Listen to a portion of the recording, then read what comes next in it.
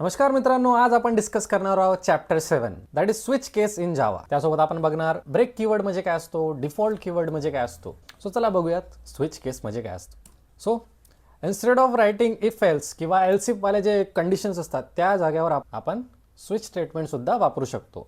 So त्याचा syntax काय असतो, आपण स्विच कीवर्ड वापरतो, त्यानंतर ब्रॅकेटमध्ये आपण एक्सप्रेशन देतो. काय असतं एक्सप्रेशन वगैरे ते आपण थोड्या वेळात बघूयात. त्यानंतर आपण केसेस लिहितो, केस 1, केस 2 आणि त्यानंतर आपण ब्रेक आणि डिफॉल्ट कीवर्ड वगैरे वापरतो. ते काय असते आपण थोड्या वेळा डिस्कस करूया. Let's take an example.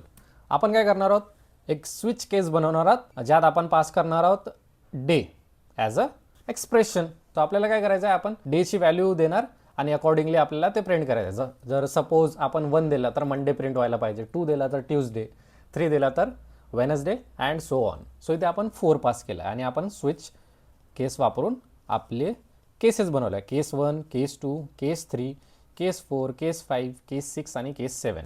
So इथे आपण पास केला आहे 4. सो 4 पास केला तर आपल्याकडे प्रिंट काय होणार, थर्सडे. सो याचा आउटपुट आपल्याला मिळणार Thursday. But why do we use switch case आणि इफ एल्स का नाही? कारण आपण इथे जर इफ एल्स कंडिशन वापरली सो हा कोड बनणार if day equals to 1, else if day equals to 2, तर प्रिंट कर काहीतरी. तसंच else if day equals to 3 and so on. So इथे काय करणार, आपण आधी डे इक्वल्स टू 4 दिला तर तो काय करणार, ट्रॅव्हर्स करणार इथपासून. इफ डे इक्वल्स टू 1, इथे कंडिशन झाली फॉल्स, तो जाणार तो नेक्स्ट कंडिशनवर.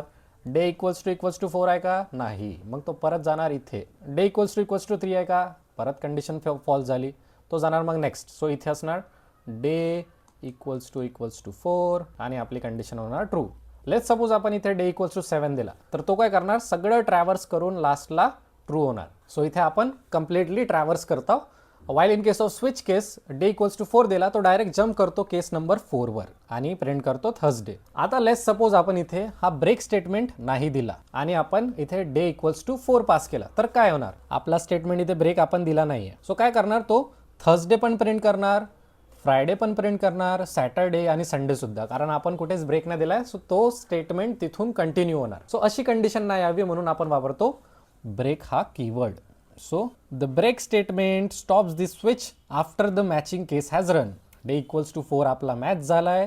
सो इथे आपल्याला प्रिंट करायचा आहे थर्सडे आणि इथेच आपल्याला करायचा आपला break, or else it will print याच्या खालच्या सगळे व्हॅल्यूज. आता बघूया डिफॉल्ट कीवर्ड म्हणजे काय. सेम आपण कंडिशन बनवली आहे, डे इक्वल्स टू आपण इथे 4 पास केला आहे, बट आपण स्विच केसमध्ये काय ठेवलं आहे, केस 6 आणि केस 7. सो आपण इथे चेक करणार केस डे इक्वल्स टू 4 आहे का, इथे तर 6 दिला आहे, सो इथे तर नाही आहे. डे 7 इथे पण नाही, सो तो डायरेक्ट जाणार डिफॉल्ट व्हॅल्यूवरती. सो इथे जर कोणतीच कंडिशन कोणतेच केसेस मॅच नाही झाले तर आपण डिफॉल्ट व्हॅल्यू प्रिंट करणार. So looking forward to the weekend. So आपले डिफॉल्ट व्हॅल्यू बसणार looking forward to the weekend. So जर आपली केस मॅच नाही झाली तर ते डिफॉल्ट केस रन करणार. सो इथे आपला आउटपुट येणार looking forward to the weekend. Got it. So हा होता आपला चॅप्टर 7. आज आपण बघितला कंडिशनल स्टेटमेंटचा सेकंड पार्ट. नेक्स्ट चॅप्टरमध्ये आपण बघणार आहोत व्हाईल लूप. सो मिस करू नका.